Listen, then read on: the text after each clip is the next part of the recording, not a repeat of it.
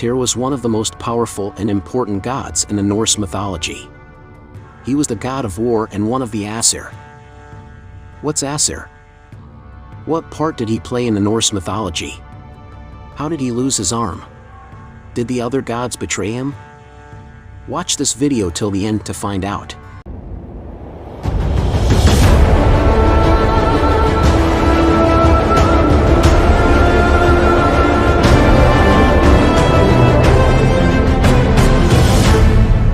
Tyr was one of the oldest gods of the Germanic people.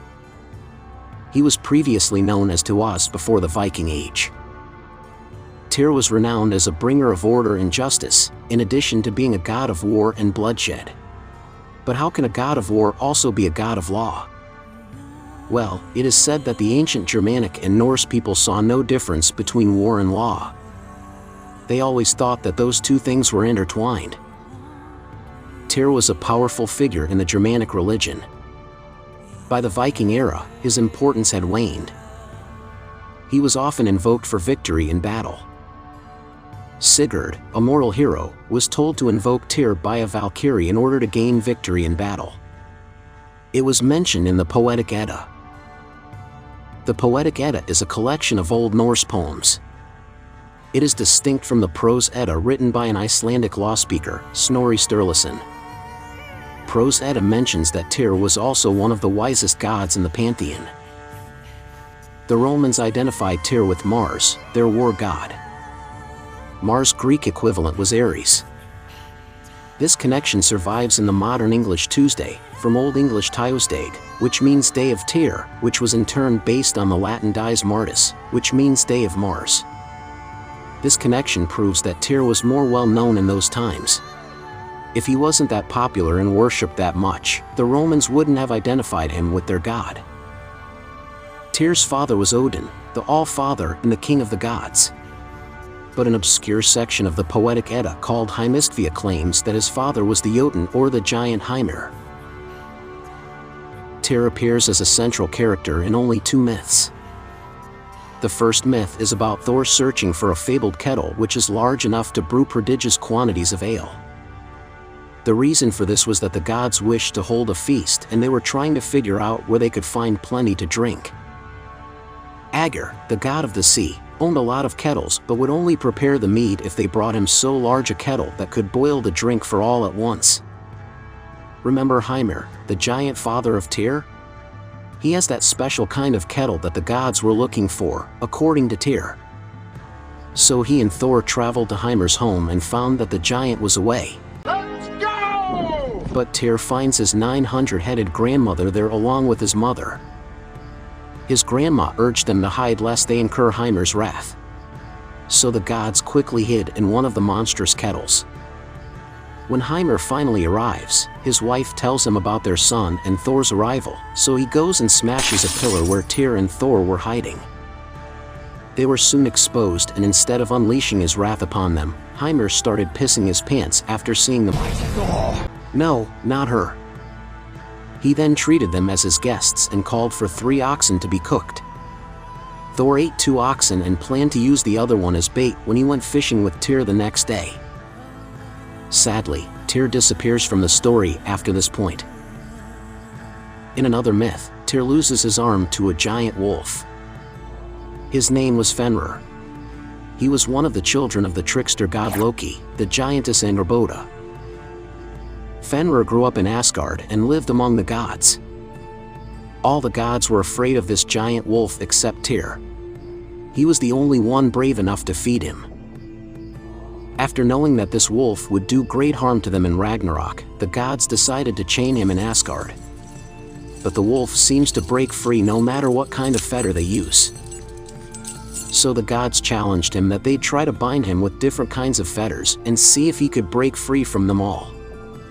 The wolf agrees and breaks free from them all. The gods became so scared of his development and searched for an unbreakable fetter to bind him. So they commissioned the dwarves to construct a durable set of fetters, which they lovingly called Gleipnir. It was made out of 6 things: the noise of a cat's step, the beards of women, the roots of mountains, the nerves of bears, the breath of fishes, and the spittle of birds. They were all imaginary ingredients, since the real ones could not work. Then the gods went to an island called Lyngvi and summoned the wolf there. They claimed that they finally had an unbreakable fetter and challenged him to tear it. The wolf thought that they all looked kinda. I smell something sour. Wear the collar, or return to Jotunheimer. There's no third way. So he accepted the challenge on one condition, that is, he would let himself be bound only if someone pledges with their hand in his mouth in an act of good faith. Tyr came forward and offered to place his hand in the wolf's mouth.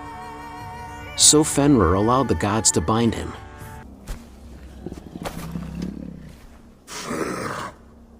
Be swift, Havi.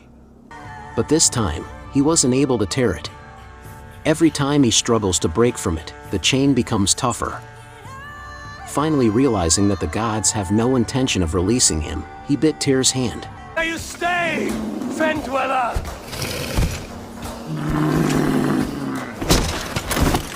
All the gods were laughing since they finally managed to bind Fenrir except Tyr, who lost his hand. Maybe your arm is in Valhalla. When the Aesir enticed Fenrirwolf to take upon him the fetter Gleipnir, the wolf did not believe them, that they would loose him, until they laid Tyr's hand into his mouth as a pledge. But when the Aesir would not loose him, then he bit off the hand at the place now called the wolf's joint, and Tyr is one-handed, and is now called a reconciler of men. The Aesir are the principal gods in Norse religion. This story shows Tyr's bravery and willingness to sacrifice for justice. It also parallels the story involving Odin where he sacrifices one of his eyes to gain knowledge. Tyr also has a corresponding rune, the Tyrrune, which has some magical powers.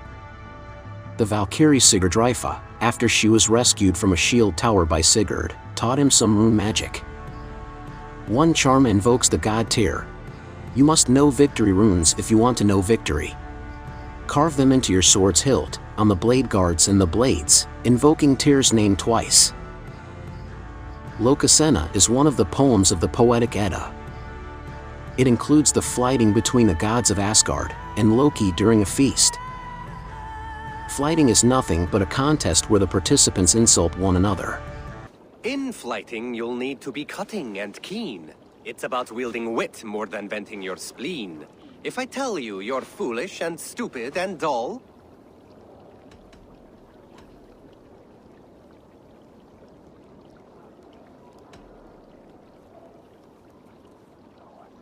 then I'd tell you you've nothing inside of your skull. When Loki insults the god Freyr, Tyr comes into her defense. Loki verbally destroys him by saying, "Be silent, Tyr. You can't be the right hand of justice among the people." Right hand, oof. Tyr gave a comeback by saying, "Although I miss my hand, you miss Fenrir, who is now bound and will remain so until the events of Ragnarok." Now that's a good one, don't you think? Loki, once again, verbally murders him by saying, "Be silent, Tyr. For once, your wife had the chance of a son with me. Not a penny I think were you paid for the wrong. You were not compensated at all, you poor wretch." This left a stain on Tyr's honor. Before the Germanic people had become a distinct branch of the Indo-European family tree, they worshipped the god Tīwaz, who would later evolve into Tyr as the Germanic religion became more and more distinct from the general Proto-Indo-European religion.